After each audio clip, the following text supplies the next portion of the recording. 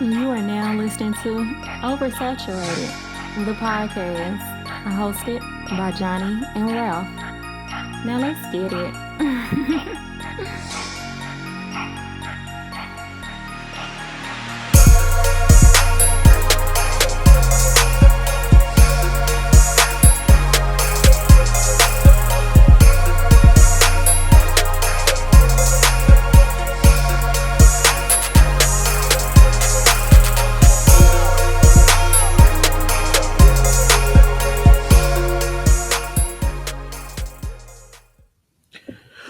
Welcome to another episode of Oversaturated, the podcast where we discuss music, movies, pop culture, and everything in between. I'm Johnnie. And I'm Ralph. Welcome to episode number 249. Man, 249. I am just simply Sir Ralph this week. Sir Ralph. Sir Ralph. I've been anointed. You are a sir. You are a sir. That's funny. New listeners, please follow us on all social media. Facebook, just search Oversaturated the podcast. Twitter is Oversat Podcast. Instagram is Oversat the podcast. And our email is oversatpodcast@gmail.com. And please be sure to check out our website, oversatthepod.com. Anything you need to know about OS is there. Yes, sir. If you want to follow us individually, I am the Mind of Ralph across your social media platforms. Yep. On Twitter, I'm JON, 2 underscores, the letter B. On Instagram, I'm JBS_ESL_AAMU. Also, special shout out to WDJYFM 99.1 in Atlanta. ACL, ho. Shout out to OS Gang down there in Georgia, man. Ralph, back in the studio together once again. Yeah, How you feeling, man? I'm feeling good, feeling like an adult, feeling like a sir. That's You know right. what I'm saying? That's right. That's I right. had the unfortunate reality check of being called a sir yesterday. You know what I'm saying? I was at a homecoming in the local area. Shout out to the university, Southern Illinois University at Edwardsville. We were out there just kind of, tailgating, enjoying the festivities. And my niece happens to be a student at the school. So seeing her and her friends, and I got called. We were having a conversation, and one of her friends hit me with the yes sir. I was like, whoa, whoa. Like, No, round of applause for that too. Yeah. all right, right. It's like, you know what? We sit here and sit on our couches, and we talk about how these kids ain't got respect and all that. And I got hit with a yes sir, and I didn't know how to deal with it. See, that's crazy. That's crazy. See, we always say what we want, and then when we get it, it's like ah, that's that's when crazy. That's crazy. That's Yeah. But other than that, man, I mean, hey, I'm alive. I'm breathing. The weather's good. You know what I'm saying? Ain't nothing really, really too much to complain about, bro. Nah, that's what's up. What about you, man? Well, How you feeling? the weather tried to take me out last week. Oh, yeah. So I don't know if y'all That can hear it in my voice, but definitely on the road to recovery. I'm a lot better now than what I was a few days ago. So man. dealing with that all week, but it ain't stopped no show. I crazy enough, I actually won tickets to the soccer game here. Okay. The game yesterday I won tickets to. So Oh, that's what's up. yeah, was able to go check that out. First soccer game in the season. I think that was their last home game because they are in like third to last place, so they not going to the playoffs. But still a great atmosphere. Hey, the mug was still packed. It's better than the Cardinals because ain't nobody been going to the Cardinals games. So Man. yeah, so that was cool. But right before that, actually hit up Grove Fest and saw BJ the Chicago Kid. How was he performing live? Oh, great. He was great. That's what's up. It was That's a what's mix. up. It was a mix between his songs and him doing covers of like just other R&B songs. So Yeah, it was really good. I'm not that familiar with him and his catalog for real, but he's a great live performer. Okay. Great live performer. So That's it what's was cool to get to check him out. So yeah, man, outside of that, I'm chilling. Man, that's what's up, man. We have to say this. We had to kind of start taking this off the docket, man. It became like a thing that just kept happening, a reoccurring theme. Yeah. We have to say rest in peace to two legends in their own right. Rest in peace to John Amos. Some may know him as Cleo McDowell from Coming to America. Word. And James from Good Times. That's right. So, That's you know right. what I'm saying? Right. Like a legendary actor, legendary thespian, died at the age of 80 something. 80 something. 80 something. I want to say 83, but And sure. honestly, the family just put the news out there. We thinking he died today. Like, the day of the announcing. No, he been dead for a few months. few months. Yeah, I know. I mean, well, hey. What? And I'm not mad at it. No, I'm not mad I'm- at it at all. It's like if the family wants to take their time announcing that to the public and do what they got to do behind the scenes. I love it. Exactly. Then not to mention rest in peace to the Hit King. We don't talk about too many dead white people on the show, but shout out to the Hit King, Pete Rose, what I'm saying? One of the ones, what I'm saying? I know, that's right. That's right. But rest in peace to him, man. Don't try to posthumously put him in the Hall of Fame now. You know what I'm saying? Right. Y'all had every opportunity to do it. Don't give him posthumous awards. You know what's coming. Yeah, I know it's gonna be nasty too. Like it's nasty. Give that man. Y'all should give that man his flowers when he was here. All because he betted on the game. I mean, hey, we want to make a little money. Look, too, baby. and now it's legal. Yeah, that is crazy. Ain't that crazy? I mean, it's kind of like this, right? Okay, now we're talking about Pete Rose. It's crazy. It's kind of like Pete Rose was a manager of the team when he did it. So it's kind of like looks kind of nasty. Okay, never mind. It never mind. And then this is the thing, he did the OJ thing. Like he was playing the niggas' faces for like 20 years, like saying, I ain't do it. And then like at the last possible minute wrote a book, if I did it, this like is this. how. Like, Yo, that is the most sinister and that's what I'm saying, ever, like, bro. Like that's crazy. I ain't mad at Pete Rose. Like listen, I just see you as a real nigga. Like I don't care about none of that. I don't care about none of that. Like, listen, he did that. He got all them hits when no steroids, no juice, no, you know what I'm saying? Like sometimes, you know what I'm saying, we gotta turn on the cheek, baby. Like what you want? You want the steroid nigga or you want the nigga that bet? I don't know, bro. Like but I will say that's the steroid era in baseball was it though. Like when they was hitting all back-to-back years of breaking home run records. Yeah, listen, it was a time. We ain't got that no more. It's like I can't even point out half the people in the league no more. And I mean, maybe I wasn't a true baseball fan to begin with. So let's just go there. Right? I feel that. And then you don't have nobody I can identify with. Yeah, there's some form raised white boys, and a few people like a little rap. You know what I'm saying? But nobody got personality over there. It's true. It's like nobody has personality in the Major League Baseball. Only time I really hear about baseball players is when they get these stupid, crazy contracts. It's like there's an Asian pitcher, I think in New York now. He got like $500,000 over like 10 years or something. I'm not $500,000, $500 million. Sorry, $500 million. He was in New York. I think so. I thought so. I could be wrong. I just know I don't remember his name, but I know his contract is like $500 million. Okay, $500 million. That's insane. Well, I'm not here to refute that. I just know Ohtani get all the money in LA. That's all I know. So it's a thing too. It's a thing too. But them Yankees, man, them Yankees. Well, hey, you know what? Hey man, they playing with old mob money, man. They different out here, man. That's the only thing about baseball. They are different with their contracts, man. It's true. It's true, man. But yeah, man, what we doing? Off the dome? Off the dome. I got one for you, bro. It's gonna make you think. And I think you're gonna enjoy this conversation, right? We're coming to the nexus of like Black masculinity and sexuality and music and all that stuff is gonna intersect real quick, right? Mm-hmm. Luther Vandross. Okay. One of the greatest R&B singers, one of the greatest voices we've ever had. True. Whitney Houston would say that he has a great voice. Mm-hmm. And it's been proven, right? Right. Do you think Luther Vandross gets the type of accolades that he gets if he stayed a closeted gay man during his run? Do people enjoy Luther the same way? Let me make sure I understand the question, right? Mm-hmm. So the question is, does he continue to get the accolades, the love, the admiration, the accolades had he not come out? Had he came out during? Got it. Yeah, because to the end, we didn't know. Got you. And then we found out, when he checked out. Ooh, it was confirmed. Confirmed. When he checked out. That's a great question. Off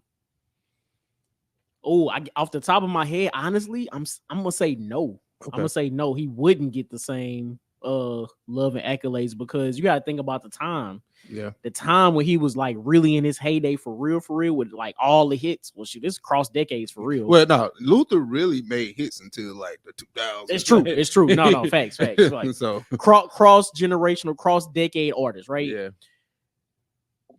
But in his whatever you would consider his prime, whether it's the 80s or either or 80s or 90s. Let's just say the 80s. 80s, right? 80s is like 80s Luther, you really not fading him.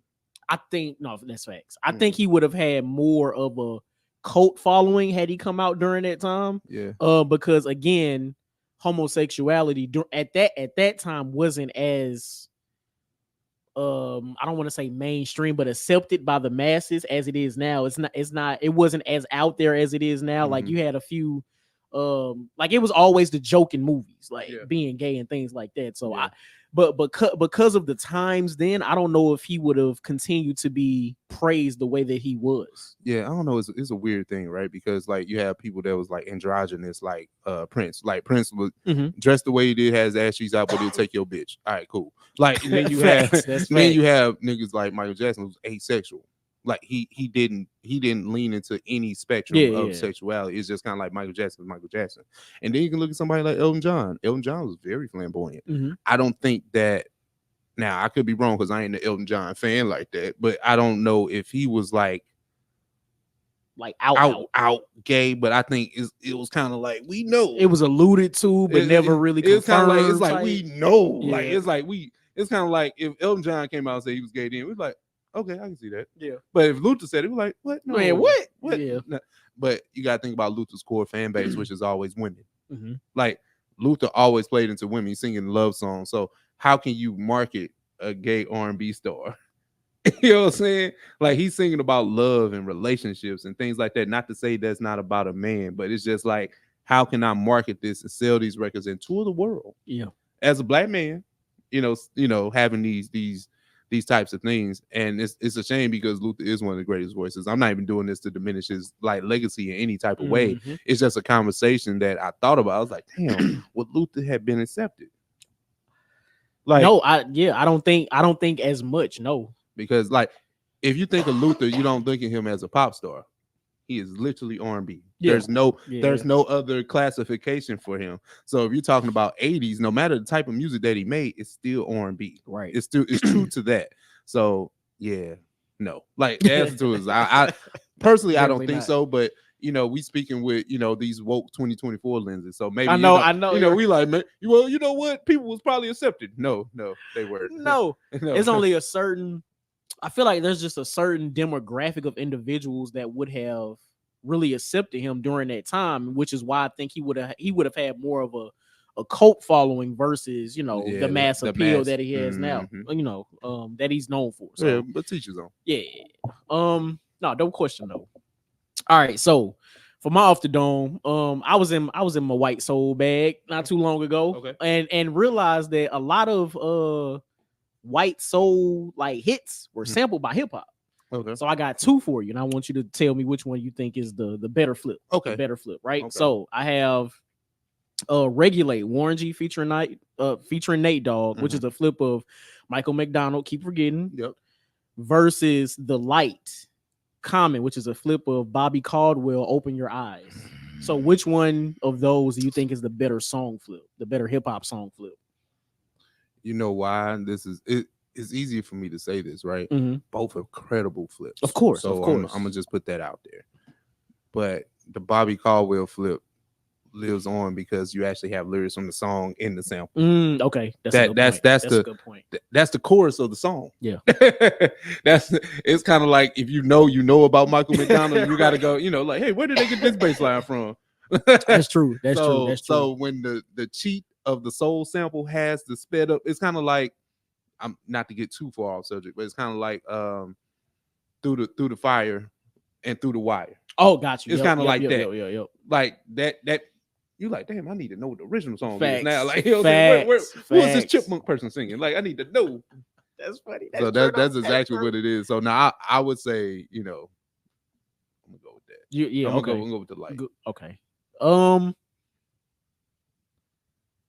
I don't know. I think regular. I'm leaning towards Regulate. Leaning towards Regulate. Again, both incredible samples. Incredible samples. Yeah. But to be able to make something even more groovy than it already was, right? Because I mean, Keep Forgetting was fire. Like I get, we sing that. We've all sang it, right? Yeah. It's already a groove and a bop in itself. But to take that and like be able to flip something that's already groovy and make it even groovier, of course it's black people, but still I think that's amazing to me. I think it changes the complexity of the song, right? Because it's like it gives it a more sinister tone when you have the way you flipped it, and then Warren G and Nate do what they do over it. It's kind of like it changes the complexity, right? But if you use Bobby Caldwell and Common at that time, that version of Common in that song, it's kind of like, oh, This is nice. I see why you approve it. Exactly. I see why the state clear. You know what I'm saying? That's facts. They first clear on this one, but you know what I'm saying? The regular one, they probably had to go through some channels. So baby. many channels. That was Death Row, baby. They probably didn't go through the channels and put it out, and they had to do all it on the back end. What? On the back end. Michael McDonald had to prove. Like what? Man, what? That's funny. Death Row Records. I don't know what this means. That's a thing. Exactly. But now, people, that was off the dome, man. What do you think about the Luther conversation? Do you think he would have been praised as a singer if he came out as a gay man back then? Yep. And then what's the better song, Flip? Regulate by Warren G or The Light by Common? Let us know. Man, please let us know. OS Gang, what's happening, family and kin? What's cracking? We got a few things here on the OS News docket for this week. We go start with a few headlines. Jermaine Dupri, famed Atlanta music producer, came out and stated a few things about what's going on with the development R&B. He says the element of the church is missing with today's youth. Now, of course, I am paraphrasing. There's a video out there because he went live on IG Live, just stating his pleading his case for it. But it's funny because me and Johnny talked about this a few weeks ago, so it's kind of funny to just kind of rehash the conversation that we had off mic. But Johnny, what do you have to say about JD thinking that church is missing from the development of R&B today? I think to a certain degree, like I agree. I think he's correct. Yeah. A lot of the great R&B singles that we know that we grew up on, hell, even the predecessors of those that we grew up on, have some element of church background. Yeah.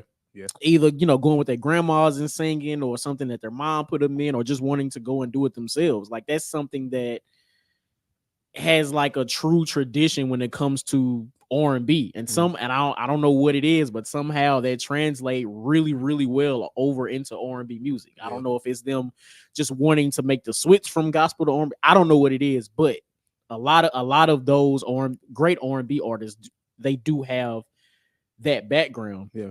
But I also think that it also comes with artist development as well. Mm-hmm.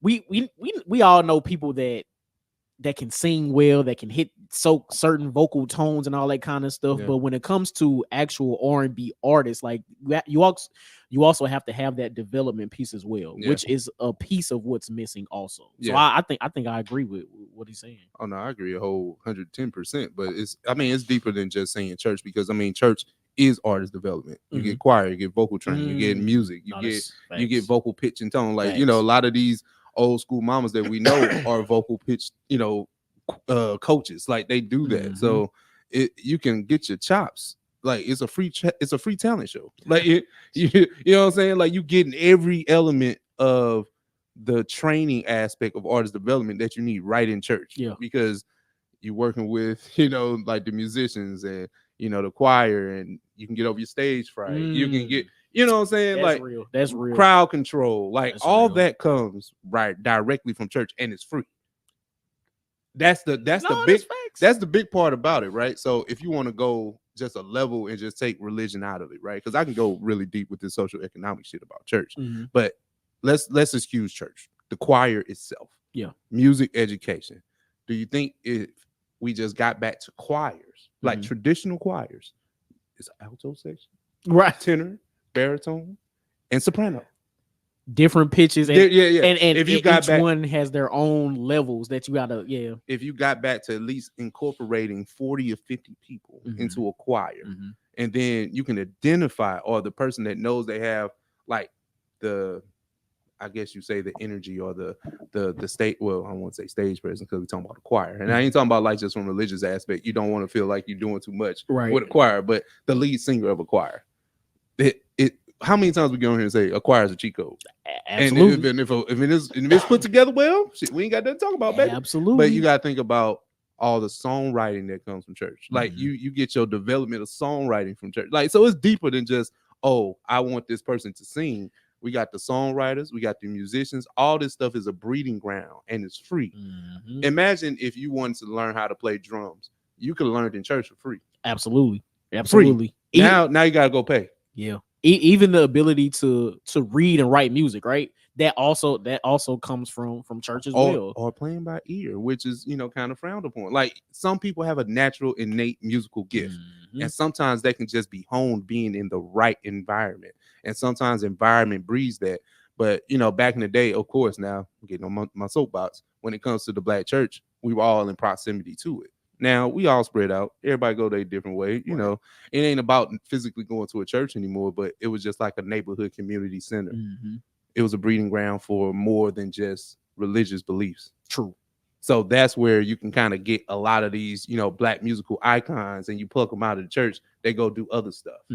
So it was just, the church was just more than just a musical breeding ground. It was like a development center for the community. So, I like that. Yeah.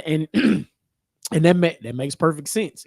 And not even just working with the people of said church. Like you have, or depending on, I guess, the denomination and things like that, you have other choirs and other people that you come in and work, that will come in and work with you as well. So it's not just getting all of your information from one place. You getting A and B selection over here, C and D selection over here. You getting certain vocal pitch lessons from pastor so and so from out of town. Like it's so many different hands in the pot when it comes to that, and that's also a part of artist development as well, because working with one individual, that could get you to a certain point, but you gotta be multifaceted when it comes to really anything to really to thrive, right? Exactly. So no, that's a great point. But yeah, that showmanship, definitely comes from church. Like that comes like the solos, like the stuff, ad-libs. Right? The stuff that we love, right? Because I was listening to a Jodeci song. I think it was like "Cry for You." If you listen to the riffs at the end, I was like, this nigga said late in the midnight hour. Now, hey, listen, that can be used in myriad ways, but I know that in the church, you know where it come from. I know. I listen. You know the roots. As a former church kid, I know exactly where that came from. Like, so it's just that's funny. It's just certain things like that. But we love 90s R&B, but we won't ever acknowledge the basis of where that music comes from. Yeah. And 90s R&B, 90s gospel, 90s, everything 90s hits, right? But everything has a root to the church. And I'm not saying God, we can get into that debate too, but just the basis of what we do, it just comes from church. Absolutely. But yeah, we agree. Yeah, no, facts. we agree. But let's try this out. Let's see if we agree on this, right? Lupe was recently on Sway in the Morning, Lupe Fiasco, and he was talking about the downfall of what happened with Child Rebel Soldier, which was a super group with him, Pharrell Williams, and none other Kanye West. Johnny, what do you think, about Lupe's comments on that? I think the comments make sense. I mean, look, I think we could have gotten amazing music from those three during that time. But I think from Pharrell's and Kanye's perspective, their focus wasn't always the music, right? Like, again, we've gotten amazing projects, songs, production, whatever you want to call it. We've gotten that from both Kanye and Pharrell, right? Especially around that time. Yeah. But I think from those two perspectives, they're always thinking forward. Whereas Lupe, I don't know what else he has going on outside of music, but we know Lupe as the rapper, and as the rapper only. So I can see where Kanye wanting to do the fashion thing. He's always wanted to do the fashion thing, right? Yeah. So this is what, 2007? This between 2000s, let's say between 07 and 10. Okay, so that's where all this stuff was kind of bubbling. You know what I'm saying? So around that time, as much of forward thinkers as we know Kanye and Pharrell to be, that's probably where their mind was during that time, outside of whatever music they had going on. So Kanye going on his string of albums is not thinking about, to me, he's not thinking about really starting a group with two other people, because this is not where he want to be in the future full time. And I would think the same thing with Pharrell. Shoot, Pharrell got his documentary coming out in Lego form this week. Yeah. So it's like this is where I see their minds, and I don't think they could all get on the same page to really put out an actual project. Yeah. Well, I mean, a lot of things, we always get into these conversations about failed supergroups and albums and stuff that kind of got shelved. So I hear you, but I do disagree, because this was in the time where Pharrell was still doing NERD stuff, and then they only got one collaboration that I know of, which was like Everybody Knows remix. I want to say, Yeah, which was fire. Which was a fire remix, right? Yeah. All three of them on there doing their thing. I just like what the movement. I like what CRS stood for, as far as like three nerds kind of come together doing their thing. You know what I'm saying? And then like so Pharrell did NERD, and then shit, Kanye did Watch the Throne right after that. You know what I'm saying? During this time frame. So that's why it's kind of like, you know what I'm saying?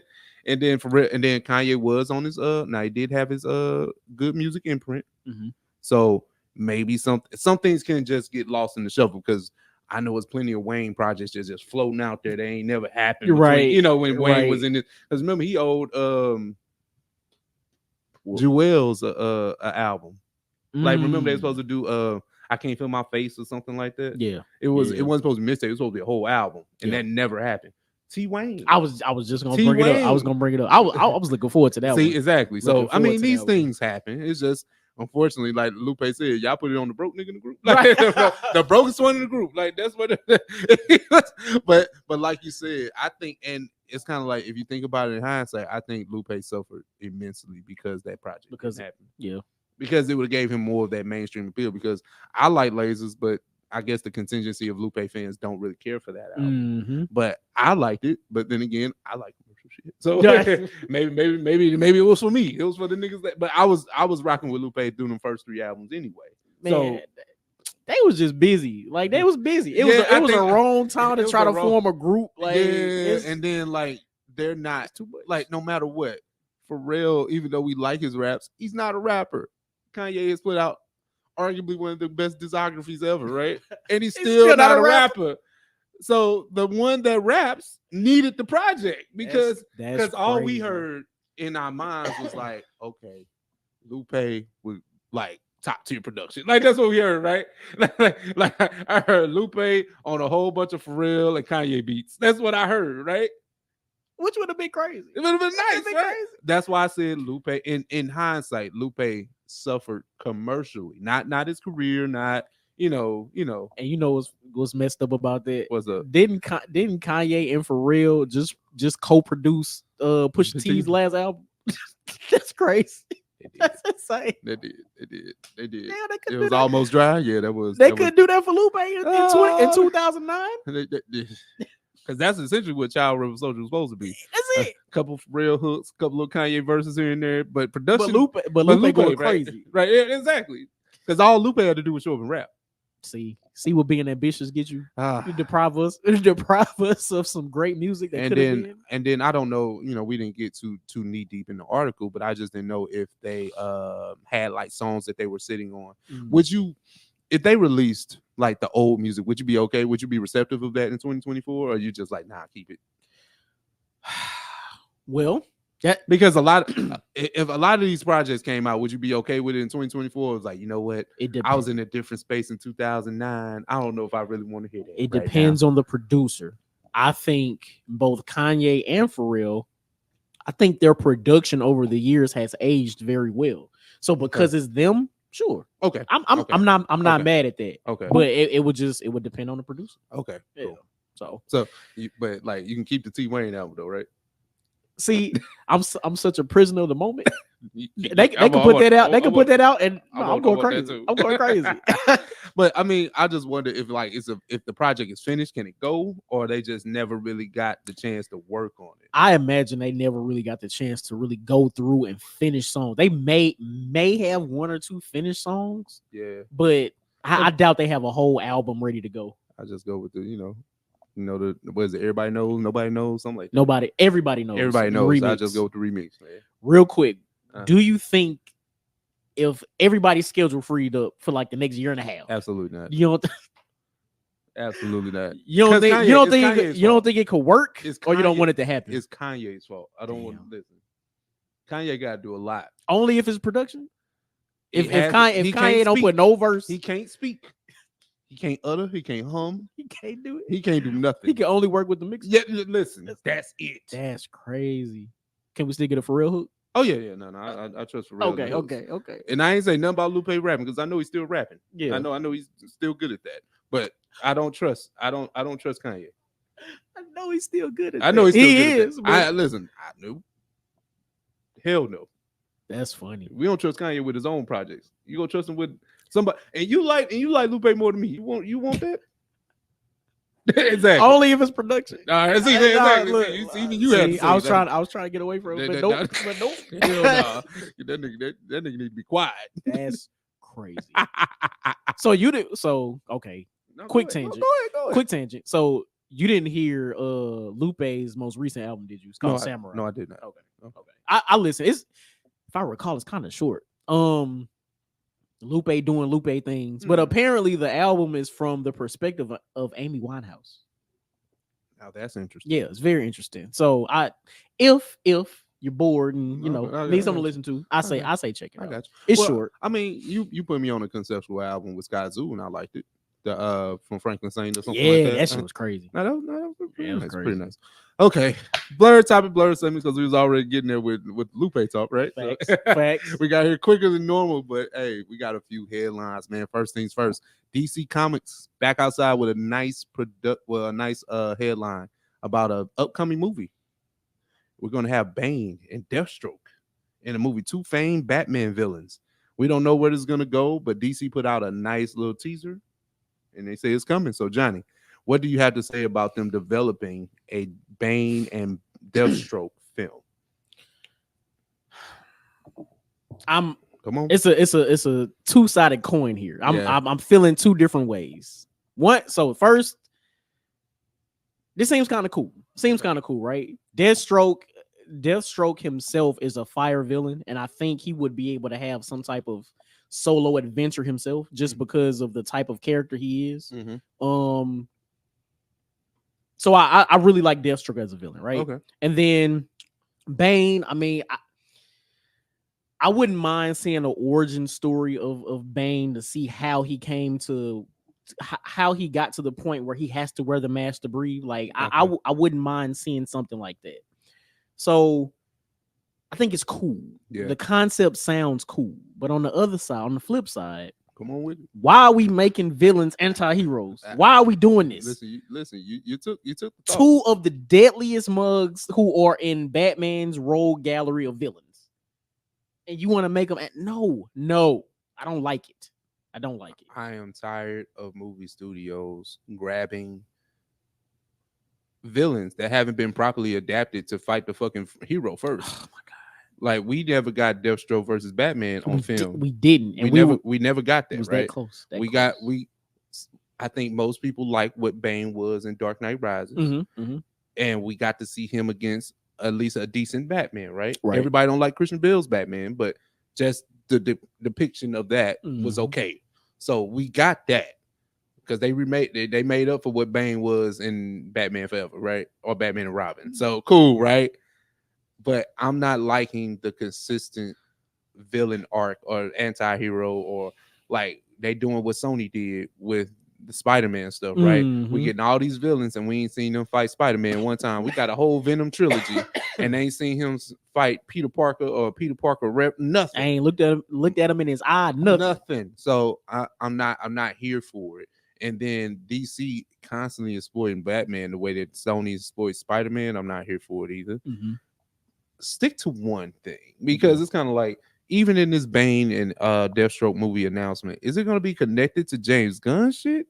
That's good. Now that's the great point. And is it going to be connected to the Batman? Because we already watching the Penguin, which we're going to talk about in a second. Yeah, that's connected to Battison, you know what I'm saying? Battison. We gotta call him Battison.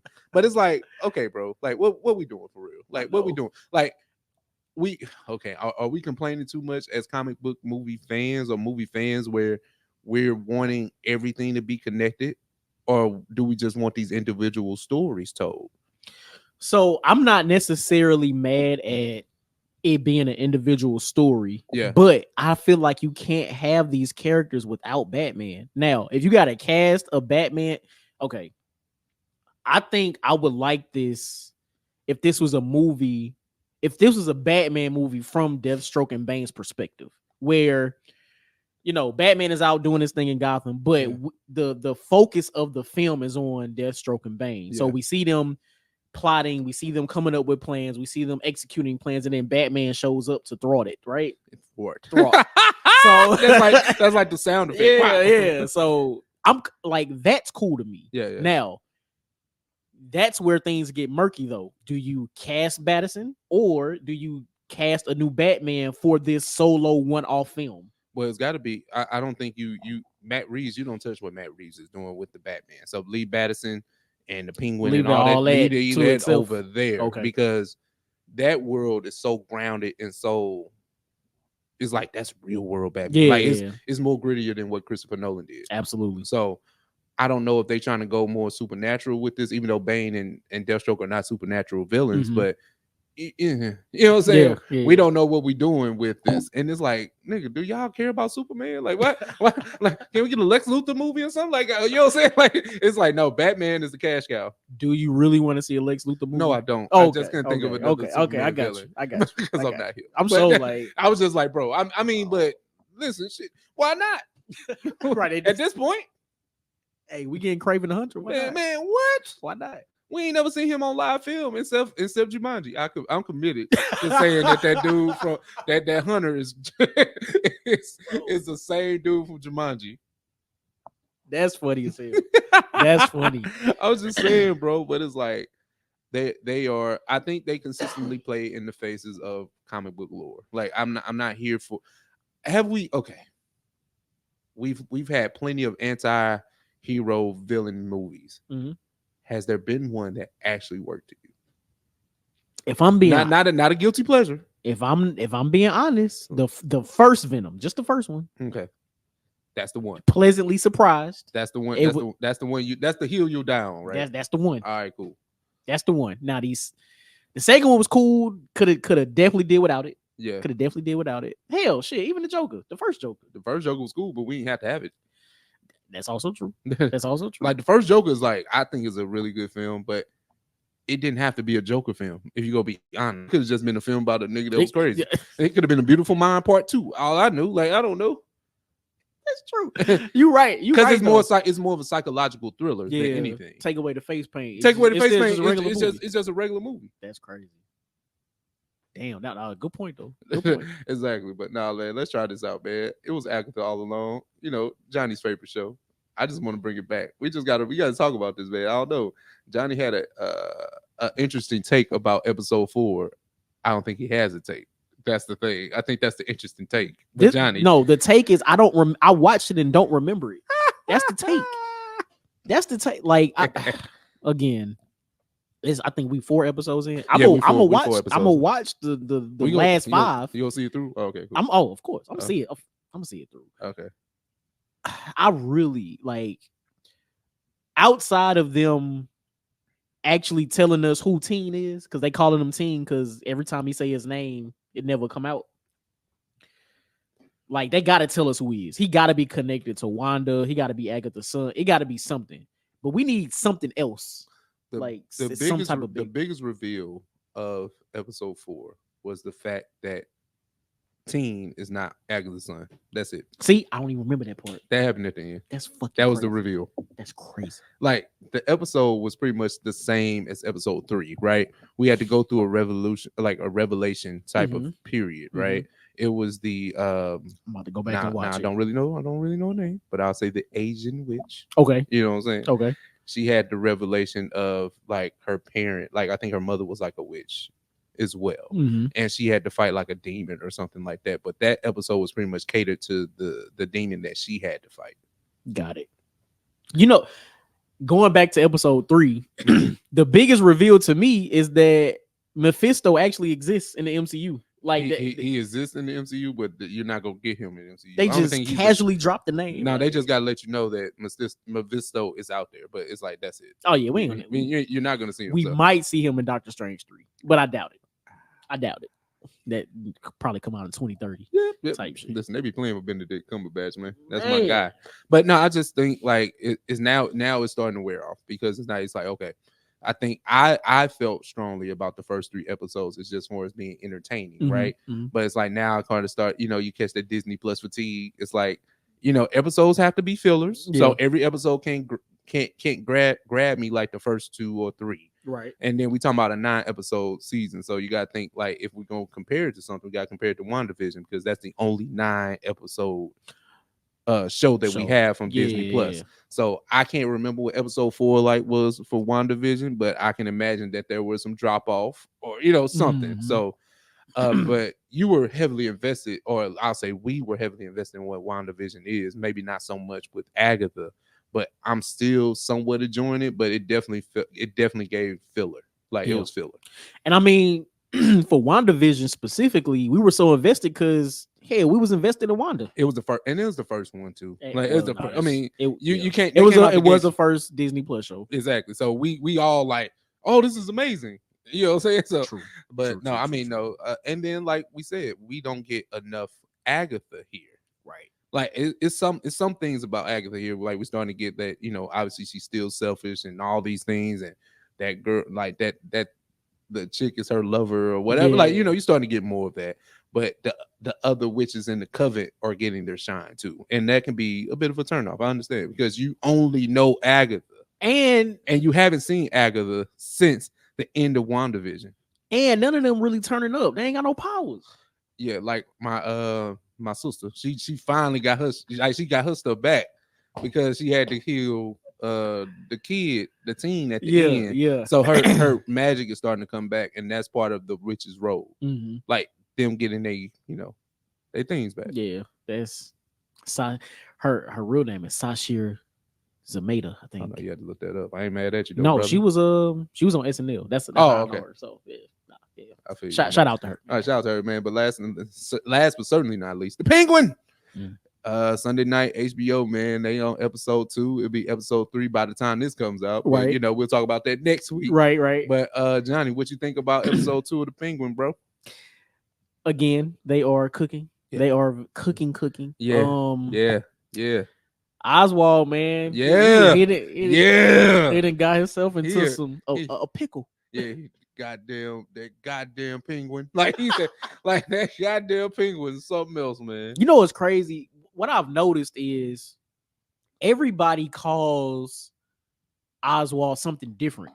Some people say Oswald, some people say Oz, some people say Cobble. Like nobody, well, I imagine nobody's gonna say anything or call him Penguin until the end. But I feel like they called him Penguin, but it's like a derogatory term because he waddles.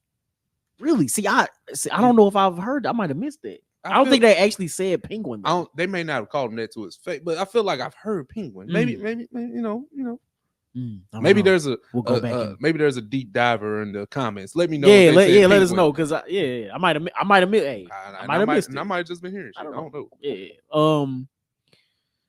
Something between Oswald and what's the Falcone daughter name? I can't remember her name for nothing. I can't remember it either. But something crazy is gonna happen between them two. Like we can see Oswald like trying to manipulate her so she's on his side. Sophia.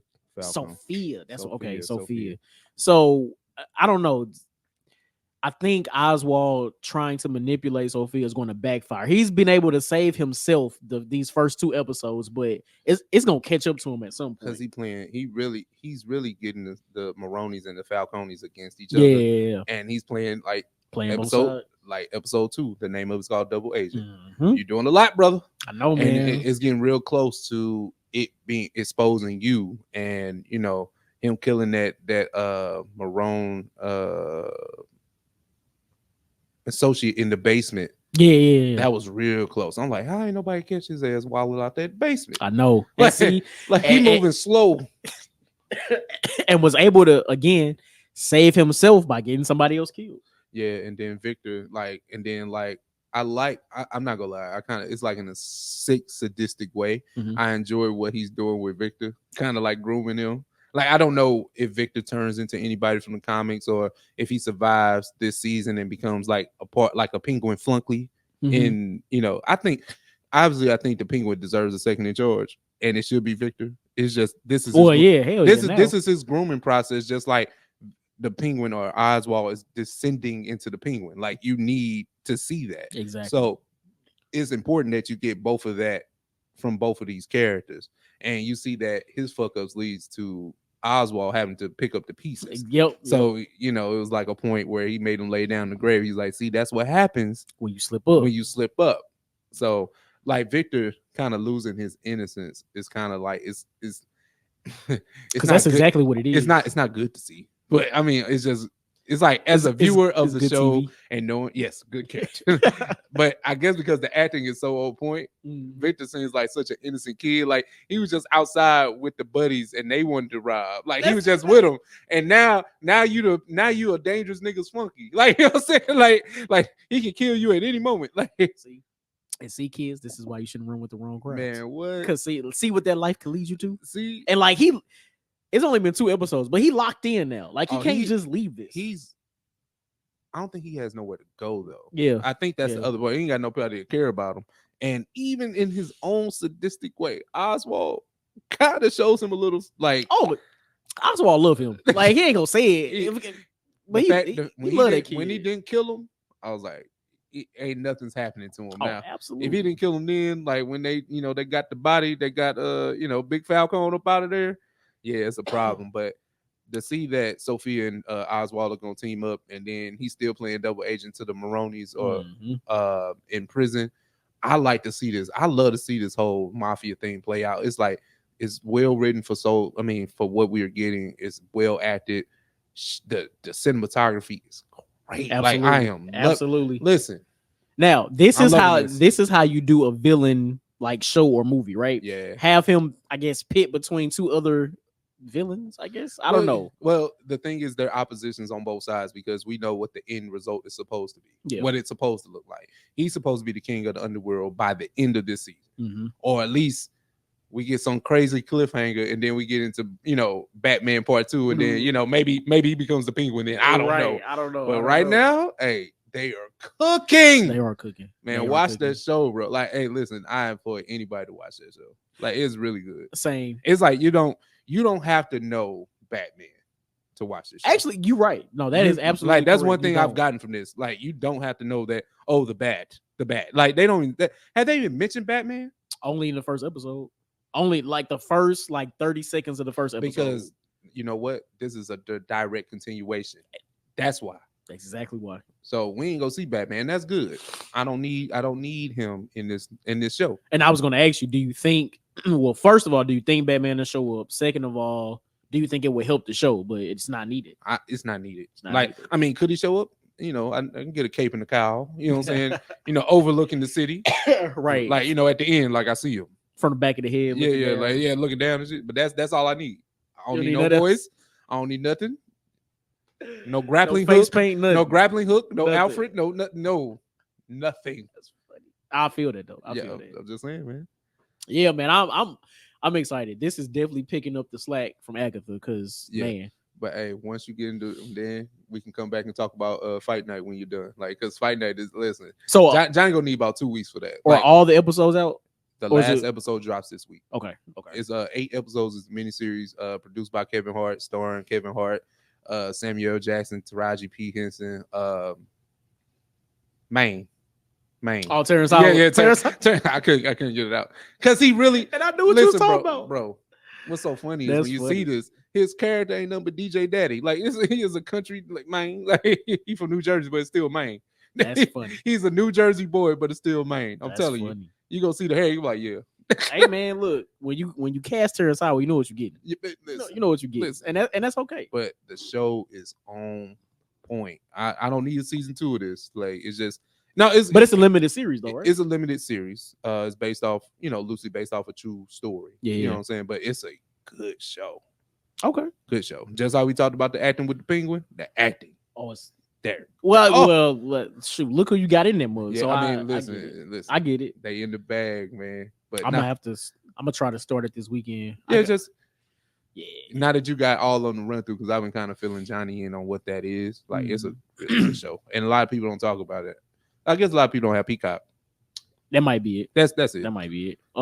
Shoot, since we on the topic of TV, Abbott Elementary comes back this week, so I'm excited about that. Wednesday. Let me ask you this, man. Yes, sir. Now, it's about Abbott because with I think it was the Emmys or the Golden Globes. What was recent? Like I want to say Emmys. Emmys. Okay.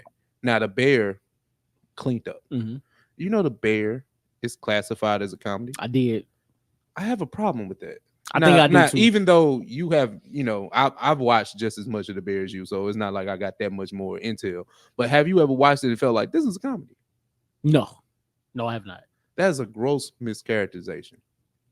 What category would you put it in? I'm thinking drama. Drama. Okay. Like, does it have funny moments? Yeah. But it ain't no fucking comedy. Abbott is a true comedy. Of course. And now you slapping up Abbott and not giving it as awards. I'm not saying it's all out to get Abbott, because I'm pretty sure there are other comedies out here that have gotten slighted because they want to give. And then that's the other thing about watching like the Emmys and shit like that.